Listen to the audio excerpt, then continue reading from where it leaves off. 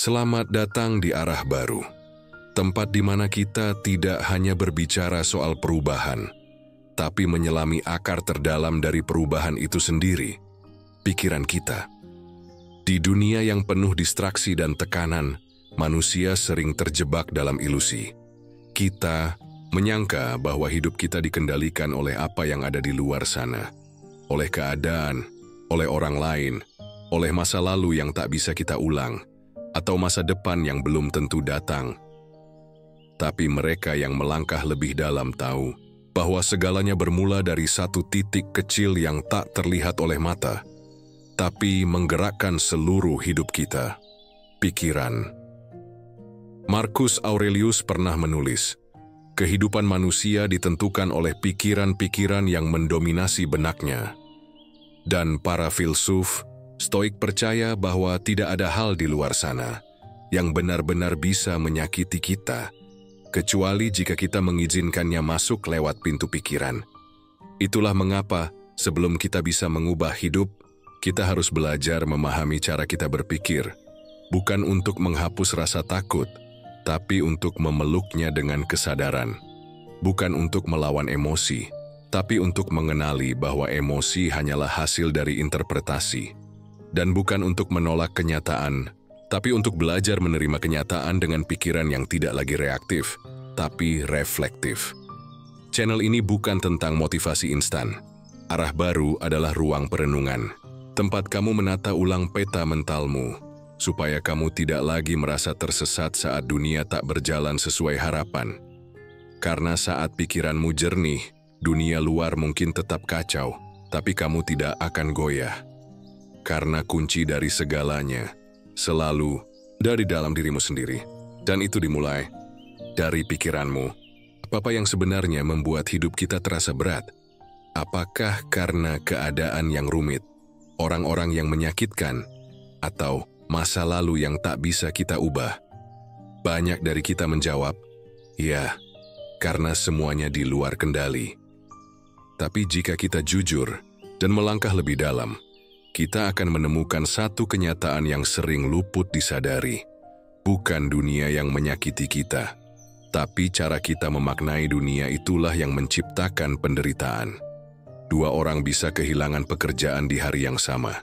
Satu merasa hidupnya hancur, merasa gagal, merasa tidak lagi berguna. Satu lagi menangis sebentar lalu berkata, mungkin ini ruang untuk mencari hal yang lebih bermakna. Apa yang membedakan mereka? Bukan peristiwa, tapi pikiran mereka, stoikisme, menyebut ini sebagai interpretasi internal. Epictetus berkata, bukan peristiwa yang menyakiti manusia, tapi penilaiannya terhadap peristiwa itu. Dengan kata lain, dunia tidak memiliki makna tetap. Kitalah yang memberi makna. Dunia hanya terjadi netral kosong, pikiran kitalah yang mengisinya dengan cerita. Saat kita mengatakan bahwa dunia sedang tidak adil, bahwa semua orang memusuhi kita, bahwa hidup ini terlalu kejam, sebenarnya yang sedang berbicara bukan dunia, tapi isi kepala kita. Kita membiarkan narasi lama, luka yang belum sembuh, dan ketakutan yang belum diproses, mendikte cara kita memandang kenyataan. Dan ini menjelaskan mengapa perubahan sejati tidak bisa dimulai dari luar.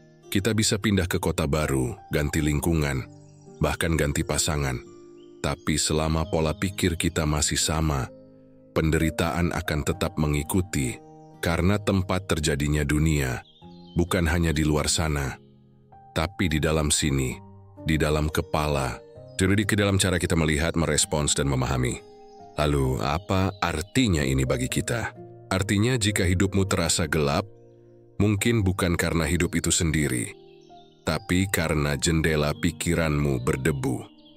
Dan membersihkannya bukan tugas orang lain, tapi tugasmu sendiri.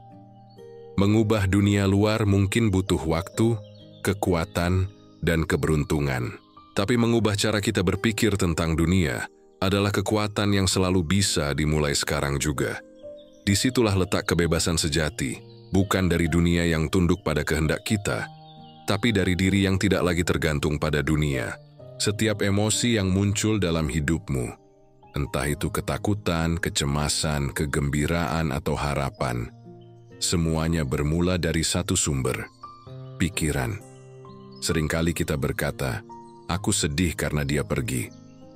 Aku marah karena diperlakukan tidak adil. Aku takut karena masa depan belum pasti." Kalimat-kalimat itu terdengar logis, tapi sebenarnya menyimpan kekeliruan yang halus namun penting. Kita mengira bahwa perasaan muncul karena peristiwa, padahal yang sebenarnya terjadi adalah perasaan muncul karena cara kita berpikir tentang peristiwa itu. Coba bayangkan ini. 2 orang mendapat komentar negatif dari atasan. Yang satu langsung merasa hancur, merasa tidak dihargai, merasa bodoh, lalu menarik diri. Yang satunya justru menanggapinya sebagai masukan, merasa tertantang untuk memperbaiki diri, bahkan menjadi lebih bersemangat. Komentar yang sama, emosi yang berbeda. Kenapa? Karena pikiran yang membentuk emosi mereka tidak sama. Stoikisme menegaskan bahwa tidak ada hal eksternal yang bisa langsung menyentuh batin kita tanpa melalui pintu pikiran. Dalam bahasa Epictetus, bukan hal-hal itu sendiri yang mengganggu kita, tapi pandangan kita tentang hal-hal itu. Maka, jika emosi adalah hasil dari pemikiran, maka mengubah cara berpikir adalah jalan utama untuk mengubah cara merasa. Sayangnya, banyak dari kita hidup di bawah kendali emosi, tanpa pernah menyadari bahwa kita sebenarnya sedang diperintah oleh pikiran yang tak pernah kita periksa. Kita merasa cemas setiap malam.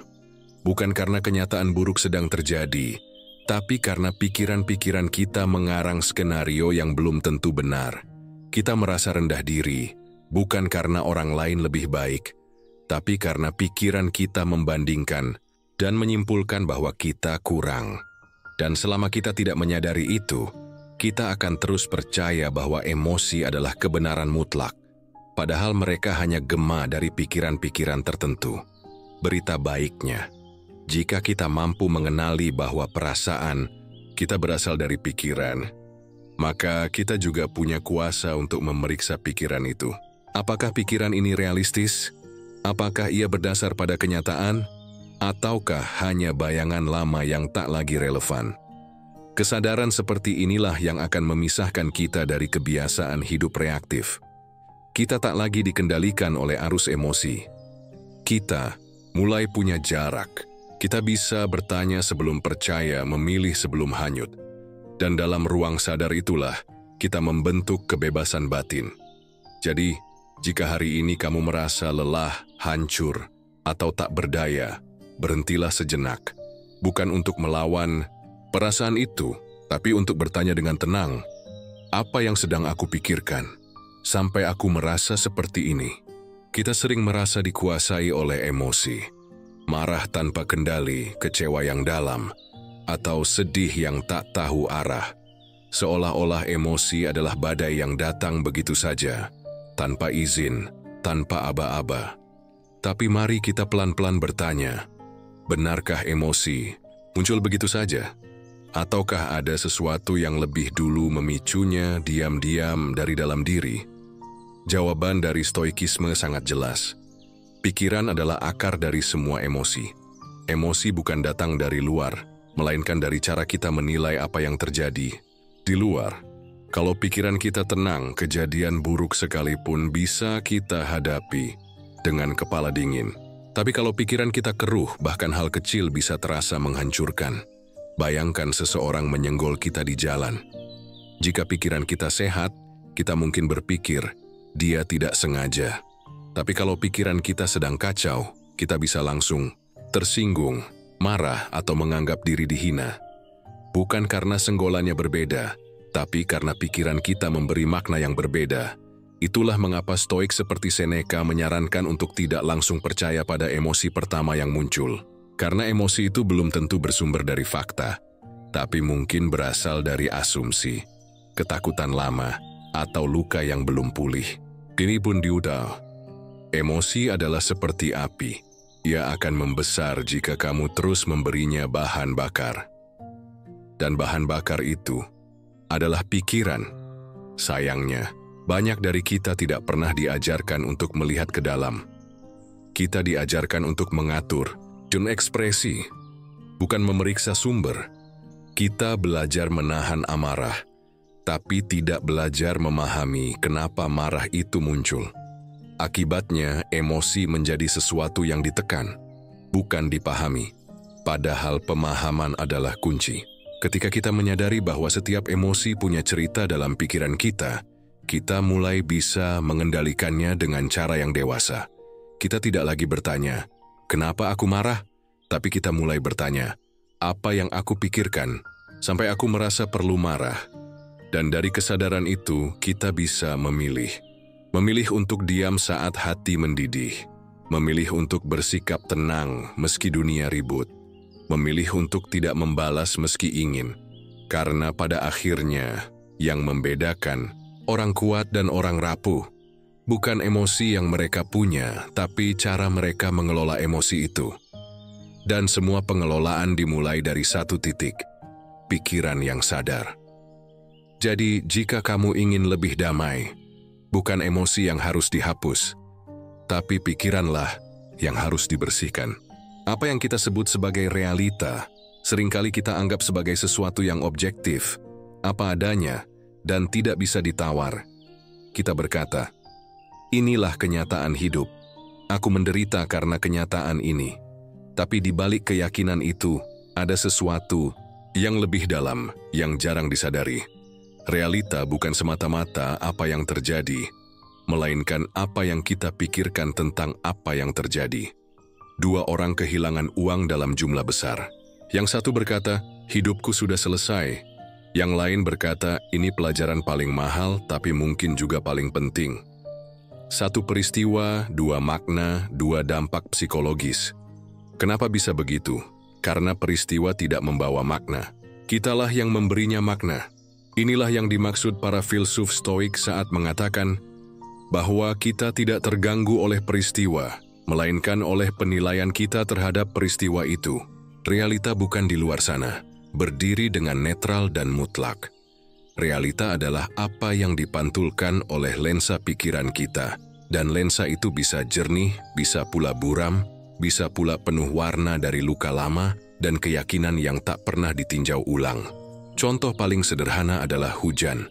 Bagi petani, hujan bisa jadi berkah. Bagi pengendara motor, hujan adalah hambatan. Bagi anak kecil yang ingin main becek-becekan, hujan adalah kebahagiaan. Dan bagi mereka yang sedang berduka, hujan bisa jadi metafora kesedihan. Hujan yang sama, tapi makna yang berbeda. Bukan karena hujannya berubah, tapi karena pikiran yang menafsirkan. Kesadaran ini bisa terasa mengejutkan sekaligus membebaskan. Mengejutkan, karena kita terbiasa menyalahkan dunia. Tapi juga membebaskan, karena kalau realita adalah interpretasi, berarti kita punya peran dalam membentuknya. Kita tidak bisa mengontrol dunia luar, tapi kita bisa memilih cerita apa yang kita bangun dari apa yang terjadi. Lalu apa artinya ini untuk kehidupan kita? Artinya setiap kali hidup terasa terlalu berat, kita bisa berhenti sejenak dan bertanya, apakah yang aku lihat adalah kenyataan? Atau hanya interpretasiku terhadap kenyataan? Apakah aku sedang melihat dengan mata jernih? Atau melalui luka, ego, dan asumsi yang belum kuperiksa? Dalam ruang jeda itu, di antara peristiwa dan respons, terletak kebebasan kita. Bukan untuk mengubah dunia, tapi untuk mengubah makna. Dan dengan mengubah makna, kita mengubah rasa. Dengan mengubah rasa, kita mengubah hidup. Karena pada akhirnya dunia tidak harus berubah supaya kita merasa lebih baik. Yang perlu berubah adalah cara kita menafsirkan dunia itu sendiri. Kita sering mengira bahwa arah hidup ditentukan oleh keputusan besar. Memilih jurusan kuliah, menerima tawaran kerja, menikah dengan siapa. Tapi kenyataannya, arah hidupmu dibentuk jauh sebelum semua itu. Dari pola pikir yang kamu ulang terus-menerus, setiap hari, bahkan tanpa sadar. Setiap langkah kecil, setiap keputusan kecil, setiap reaksi spontan, semua berakar dari satu tempat yang tak terlihat. Pikiran. Jika kamu terus-menerus berpikir bahwa dunia ini berbahaya, maka tanpa sadar kamu akan membangun hidup yang penuh kehati-hatian. Kamu menolak peluang, menjauh dari tantangan, dan menghindari hubungan. Bukan karena kamu tidak mampu, tapi karena pikiranmu berkata jangan, terlalu berisiko. Begitu pula jika kamu tumbuh dengan pikiran bahwa kamu tidak cukup layak. Maka meski pintu-pintu terbuka, kamu akan ragu melangkah masuk. Bukan karena kamu tidak punya kesempatan, tapi karena pikiranmu sudah menetapkan batasnya. Stoikisme mengingatkan kita bahwa pikiran bukan sekadar reaksi pasif atas hidup, tapi fondasi dari seluruh arah hidup kita. Pikiran adalah seperti kemudi kapal kecil tak terlihat dari luar, tapi menentukan kemana kamu berlayar. Yang lebih mengejutkan lagi, sebagian besar dari pikiran itu bersifat otomatis. Kita tidak menyadari bahwa kita hidup dalam pola. Kita tidak sadar bahwa setiap keputusan yang kita buat, setiap jalan yang kita pilih, adalah lanjutan dari keyakinan yang tertanam dalam pikiran sejak lama, dari keluarga, trauma, kepercayaan, sosial, atau pengalaman masa kecil, dan disitulah letak jebakannya. Karena kalau kita tidak menyadari pola pikir yang mendasari hidup kita akan mengira bahwa nasiblah yang membentuk jalan hidup kita. Padahal bukan, yang membentuk hidupmu adalah pikiran yang tidak kamu periksa. Tapi kabar baiknya, begitu kamu mulai menyadari pikiran-pikiranmu, kamu bisa mulai mengarahkan ulang hidupmu. Kamu bisa memilih untuk mengganti pikiran lama yang membatasi dengan pikiran baru yang membebaskan. Kamu bisa mulai bertanya, apa saja keyakinan tak terlihat yang selama ini diam-diam menuntunku? Apa saja pola pikir lama yang membuatku tetap di tempat yang sama? Karena sadar atau tidak, kamu sedang menuju ke suatu arah, dan arah itu ditentukan oleh lintasan pikiranmu hari ini. Kalau kamu ingin hidup yang berbeda, bukan langkah besarmu yang perlu diubah, tapi arah pikiranmu. Ubah pikiran, ubah arah, ubah hidup. Banyak orang salah paham soal mengendalikan pikiran. Kita sering membayangkannya seperti menahan arus deras dengan tangan kosong, menolak semua pikiran negatif, mengusir cemas dengan paksa, memaksa diri untuk berpikir positif, bahkan saat hati tak percaya.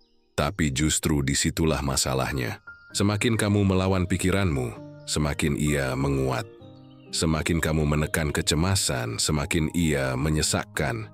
Semakin kamu menyangkal amarah, semakin ia membusuk diam-diam. Stoikisme tidak pernah mengajarkan kita untuk memerangi pikiran. Ia justru mengajarkan satu hal yang jauh lebih bijak. Menyadari, bukan menolak pikiranmu tapi mengamatinya dengan jernih. Bukan memaksa pikiranmu diam, tapi memahami dari mana ia datang. Karena kendali sejati tidak datang dari penolakan, tapi dari pengenalan. Kita hanya bisa mengendalikan sesuatu setelah kita benar-benar melihatnya. Bayangkan kamu sedang duduk di tepi jalan dan melihat lalu lintas kendaraan yang lewat. Mobil dan motor melaju cepat, tapi kamu hanya duduk diam, memperhatikan, tidak mengejar, tidak menabrak, tidak mencoba menghentikan semuanya. Begitulah seharusnya kita memperlakukan pikiran sebagai lalu lintas batin, datang dan pergi, lalu lalang.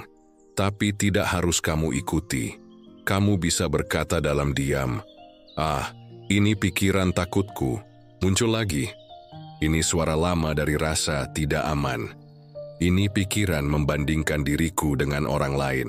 Lalu kamu biarkan ia lewat tanpa menenggelamkanmu.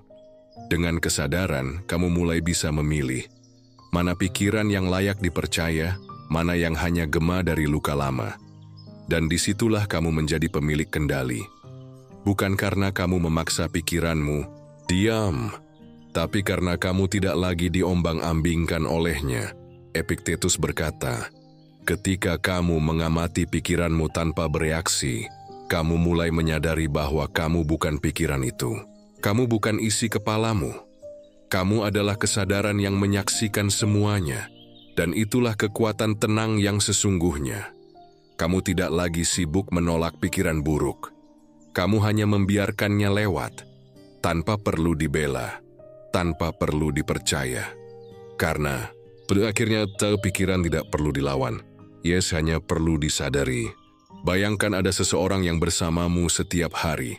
Ia tahu semua kelemahanmu. Ia hafal semua ketakutanmu. Ia bisa membuatmu ragu, cemas, malu, dan merasa kecil. Hanya dengan beberapa kalimat pendek di dalam kepala. Dan orang itu adalah pikiranmu. Dunia sendiri. Banyak dari kita hidup bertahun-tahun tanpa menyadari bahwa musuh terdekat bukan di luar sana. Bukan orang yang pernah menyakiti, bukan masa lalu yang kelam, tapi bisikan kecil di dalam kepala yang terus berkata, "Kamu tidak cukup baik. Kamu pasti gagal lagi. Lihat mereka jauh lebih hebat darimu." Pikiran bisa menjadi musuh yang sangat halus. Ia tidak menyerang secara frontal. Ia membisik perlahan, seperti hujan yang menetes setiap hari. Tanpa kita sadari, tetesan itu menjadi genangan. Genangan itu jadi lumpur, dan lama-lama kita terperangkap dalam keyakinan yang kita bangun sendiri. Tapi inilah bagian yang lebih dalam. Pikiran juga bisa menjadi sekutu terbesarmu. Ia bisa menjadi suara yang menenangkan saat kamu mulai takut. Ia bisa menjadi dorongan yang menguatkanmu saat kamu ingin menyerah. Ia bisa menjadi penuntun yang membawamu melewati malam-malam gelap, karena ia percaya bahwa esok masih layak diperjuangkan. Semua itu tergantung dari satu hal. Apakah kamu melatih pikiranmu atau membiarkannya liar? Stoikisme mengajarkan kita untuk membentuk pikiran dengan sadar, seperti seorang petani yang merawat ladangnya. Kalau ladang itu dibiarkan, rumput liar akan tumbuh. Tapi kalau ia dijaga, disiram, dan dipilih benih yang tepat, maka dari situlah akan tumbuh ketenangan, keberanian, dan kebijaksanaan. Marcus Aurelius menulis dalam Meditations, pikiran kita mengambil bentuk dari apa yang kita sering tanamkan di dalamnya. Maka tanamkan yang baik dan kamu akan menuai kekuatan. Jadi setiap hari, kamu sedang membentuk sesuatu.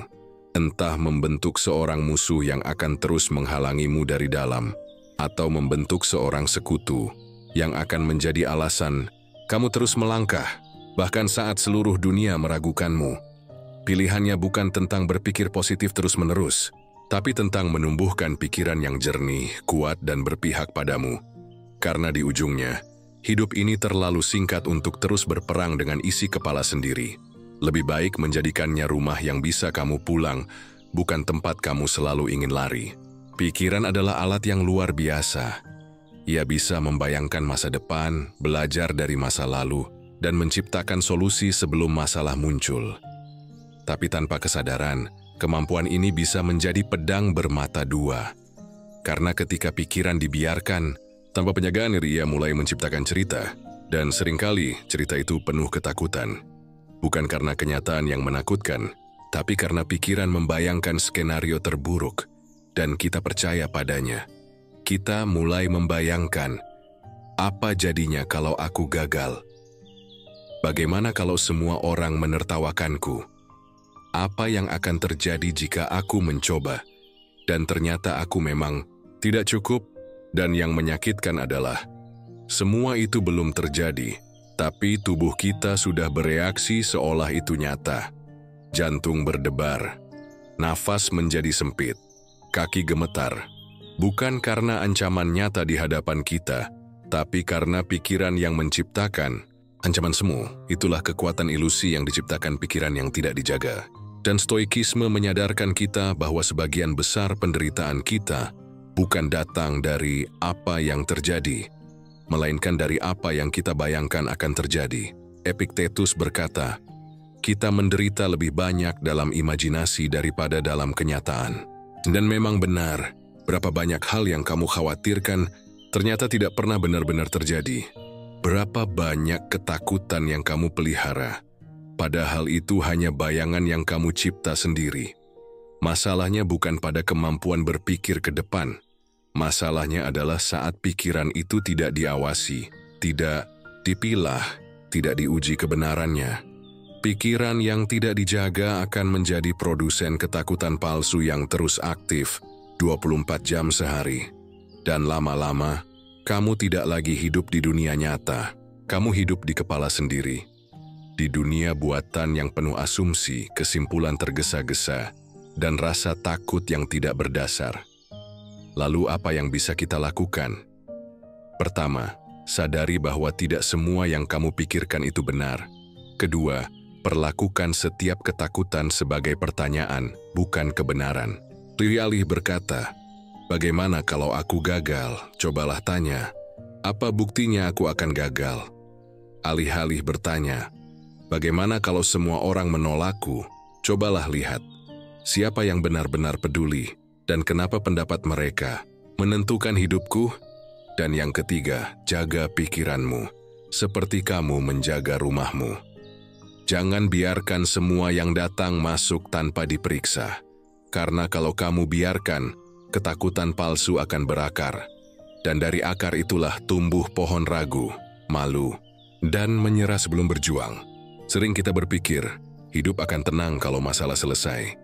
Kalau tagihan sudah lunas, kalau hubungan membaik, kalau masa depan jelas. Tapi nyatanya, semakin kita kejar ketenangan dari luar, semakin sering kita kecewa. Karena selalu ada masalah baru. Selalu ada hal yang tidak bisa dikendalikan. Lalu apa yang bisa dikendalikan? Pikiran. Dan saat pikiranmu tenang, kamu akan melihat hidup perlahan ikut tenang. Ini bukan sekadar nasihat indah. Ini adalah kenyataan yang sudah dibuktikan oleh para filsuf, oleh meditator, oleh siapapun yang pernah duduk diam dan benar-benar mengamati pikirannya sendiri. Bayangkan dua orang menghadapi masalah yang sama. Yang satu pikirannya kalut, sibuk, menyalahkan, khawatir tanpa ujung. Yang satu pikirannya tenang, jernih, mampu melihat apa yang bisa diubah dan apa yang harus dilepaskan. Masalahnya sama, tapi kualitas hidup mereka berbeda jauh. Stoikisme mengajarkan bahwa kedamaian sejati tidak bergantung pada dunia luar, tapi pada bagaimana pikiran kita merespons dunia itu. Marcus Aurelius menulis, "Jika kamu sedih karena sesuatu di luar kendalimu, maka kesedihanmu bukan karena hal itu, tapi karena penilaianmu terhadapnya, dan kamu punya kekuatan untuk mengubah penilaian itu." Pikiran yang tenang tidak berarti, "Jorong, ia tetap berpikir tapi tidak panik. Ia tetap waspada tapi tidak reaktif. Tapi dari pusat yang stabil, bukan dari pusaran emosi." Dan dari ketenangan itulah muncul kejernihan. Dari kejernihan, muncul keputusan yang lebih baik. Dari keputusan yang lebih baik, hidup pun mulai bergerak ke arah yang lebih damai, lebih terarah, lebih utuh. Kita tidak perlu menunggu semua hal di luar kita tenang, baru bisa merasa damai. Karena urutannya justru sebaliknya, kita tenangkan pikiran dulu. Maka dunia luar perlahan akan ikut menyesuaikan. Tenang bukan berarti lemah. Tenang adalah bentuk kekuatan tertinggi. Karena hanya orang yang benar-benar kuat, yang bisa tetap jernih di tengah badai. Jadi jika hidupmu sedang kacau, jangan buru-buru memperbaiki semuanya sekaligus. Mulailah dari dalam. Duduklah sebentar, rasakan napasmu, dengarkan pikiranmu. Lalu sadari, ketika pikiranku tenang, mungkin hidupku tak perlu diubah sebanyak itu. Kita semua ingin hidup yang utuh, bukan sekadar sukses tapi punya makna. Bukan hanya bahagia sesaat tapi damai dalam. Tapi seringkali kita mencari keutuhan itu keluar. Lebih banyak uang, hubungan yang ideal, pengakuan dari orang lain, citra yang tampak baik di mata dunia. Namun semakin kita kejar, semakin jauh rasanya. Karena ternyata yang kita kejar bukan keutuhan, melainkan pelarian. Pelarian dari rasa kurang, dari luka yang belum selesai, dari pikiran yang belum kita pahami. Padahal, hidup yang utuh tidak pernah lahir dari luar. Ia tumbuh dari dalam, dari pikiran yang jernih yang tahu kemana harus melangkah, dan apa yang patut dibiarkan pergi. Stoikisme mengajarkan kita untuk memurnikan pikiran, bukan menyibukkan hidup. Karena dunia luar selalu berubah. Tapi pikiran yang tenang adalah tempat kita pulang. Pikiran yang jernih tidak butuh banyak. Ia tahu kapan cukup. Ia tahu nilai keheningan. Ia bisa berkata, Aku tidak punya segalanya, tapi aku tidak kekurangan. Dan itulah keutuhan yang sesungguhnya. Marcus Aurelius pernah menulis, kebahagiaan hidupmu tergantung pada kualitas pikiranmu. Jika pikiranmu dipenuhi kekacauan, kamu akan merasa kehilangan arah, bahkan di tengah kelimpahan. Tapi jika pikiranmu jernih, kamu bisa merasa utuh bahkan dalam kesederhanaan. Pikiran yang jernih mampu memilah mana yang perlu dikejar dan mana yang hanya menguras. Ia bisa membedakan antara keinginan yang dalam dengan kebisingan yang ditanamkan oleh standar sosial. Ia tidak menolak kenyataan tapi berdamai dengannya. Dan dalam kejernihan itu kamu akan mulai merasa utuh. Bukan karena semua hal di luar berjalan sempurna, tapi karena kamu bisa menghadapi apapun dengan kepala dingin dan hati yang sadar. Kamu mulai menyadari, kebebasan bukan soal bisa melakukan apa saja, tapi tidak lagi diperbudak oleh pikiran sendiri. Kebahagiaan bukan soal mendapatkan segalanya, tapi bisa merasa cukup dengan apa yang kamu punya. Dan hidup yang utuh bukan soal menemukan jawaban, tapi soal hadir penuh dalam pertanyaan. Keutuhan bukan tujuan, ia adalah keadaan batin. Dan kuncinya bukan terletak di luar sana tapi dalam pikiranmu. Sederhana tapi tidak mudah. Tapi dari sanalah arah hidupmu benar-benar berubah. Dan sekarang, setelah semua pembahasan tadi, coba kamu tarik napas perlahan. Lalu pikirkan ini. Dari semua yang terjadi dalam hidupmu, dari semua yang kamu rasakan, khawatirkan, harapkan dan perjuangkan. Semuanya, satu persatu, bermuara ke satu tempat pikiranmu. Pikiran bukan hanya ruang transit ide. Ia adalah pusat kendali. Dari sanalah lahir persepsi, keputusan dan akhirnya arah hidupmu. Kalau pikiranmu kacau, tak ada tempat yang benar-benar terasa aman. Tapi kalau pikiranmu jernih, bahkan di tengah dunia yang tidak pasti, kamu tetap bisa merasa utuh. Itulah kenapa kamu tidak harus mengubah semua hal di luar untuk merasa lebih baik. Kadang, kamu hanya perlu duduk diam dan mulai menjaga isi kepalamu. Karena saat pikiranmu berubah, hidupmu ikut berubah. Bukan karena dunia tiba-tiba jadi lebih mudah, tapi karena kamu sebagai pengamat dan penentu hidupmu telah tumbuh jadi lebih sadar. Inilah arah baru yang kami ingin bawa. Sebuah tempat untuk kamu yang sedang mencari jalan pulang ke dalam. Untuk yang berusaha mengsila dengan kebisingan luar dan ingin memahami ketenangan dalam. Kalau kamu merasa video ini berbicara untukmu, klik subscribe untuk terus berjalan bersama kami. Karena di arah baru, kita tidak bicara tentang hidup yang sempurna, tapi tentang bagaimana cara benar-benar hidup dengan pikiran yang jernih dan hati yang kuat. Sampai jumpa di episode berikutnya. Dan seperti biasa, jaga pikiranmu, karena dari sanalah segalanya dimulai.